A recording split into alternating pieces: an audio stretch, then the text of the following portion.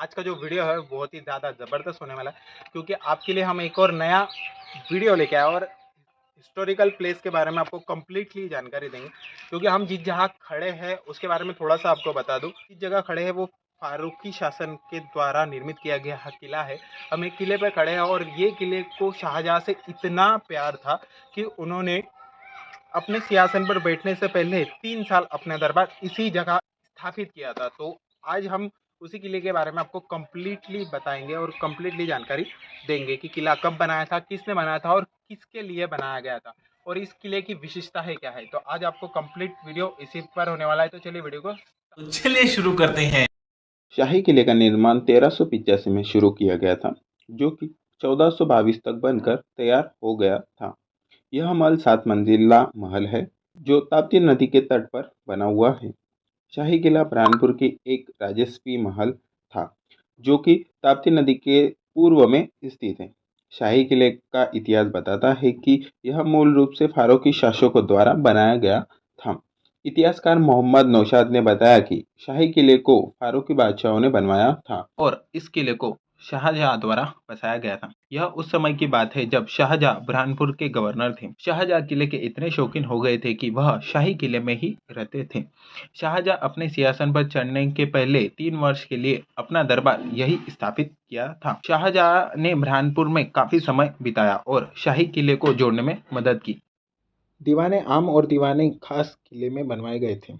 बतौर बुरहानपुर गवर्नर शाहजहाँ इस किले में लगभग 5 वर्षों तक रहे। यह किला शाहजहाँ को इतना पसंद था कि अपने कार्यकाल के पहले 3 वर्षों में ही उन्होंने किले के छत पर दीवाने आम और दीवाने खास नाम से 2 दरबार बनवा दिए थे। शाहजहाँ ने किले में इससे सबसे अलहद एक ऐसी चीज भी बनवाई थी जहाँ वे अपनी बेगम मुमताज के साथ सुकून के पल बिता सके। महल में मुख्य आकर्षण का केंद्र है हमाम या शाही स्नान है।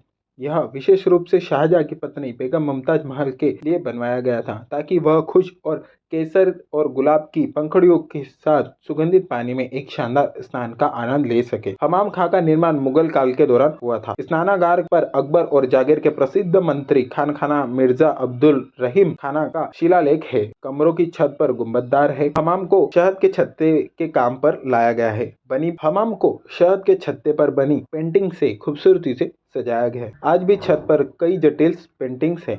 इनमें से एक पेंटिंग में एक स्मारक को दर्शाया गया है, जिनके बारे में कहा जाता है कि यह ताजमहल की प्रेरणा बनी थी। आश्चर्यजनक तथ्यों में से एक ये भी है कि ताजमहल मूल रूप से बुरहानपुर में बनवाया गया था।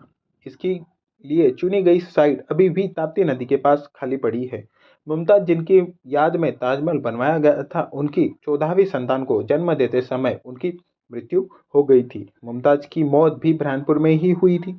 शायद बहुत ही कम लोग यह जानते होंगे कि ताजमहल बनने तक मुमताज का मृत शरीर बुरहानपुर में ही दफनाया गया था। शाही किले में ही मुमताज महल ने 14वें बच्चे को जन्म दिया और 7 जून 1639 ई के प्रातः काल होने से पूर्व शाहजहाँ की गोद में अपनी जिंदगी की अंतिम सांस ली। उन्हें ताप्ती नदी के किनारे जैनाबाद के प्रसिद्ध बाग में दफनाया गया था। बुरहानपुर आने वाले पर्यटकों के लिए हमेशा शाही किला आकर्षण का केंद्र रहा है। किले को अक्सर इसकी विशाल भ्रामक वास्तुकला के कारण भूल भुलैया भी कहा जाता है और शाही किले की गुंबददार छतों के साथ मुगली ईरानी शैली में डिजाइन किए गए हमाम के छत्ते को चित्रों के साथ बहुत खूबसूरती से सजाया गया है। सन 1603 ई में मुगल बादशाह के आगमन का क्रम निरंतर जारी रहा था। शाहजहाँ बुरहानपुर के गवर्नर थे। 1621 ई में दक्षिण के आक्रमण के सिलसिले में कई वर्षों तक यहाँ रहे थे। इस अवधि में उन्होंने कई शानदार इमारतें बनवाई गई। शाहजहाँ के अतिरिक्त भी अन्य कई मुगल बादशाहों का शाही किले में निवास रहा। औरंगजेब, मोहम्मद शुजा और शाह आलम ने भी शाही किले में निवास किया था। बुरहानपुर में अलग अलग बहुत सी इमारतें बनी हुई है जो मुगलों के समय की है।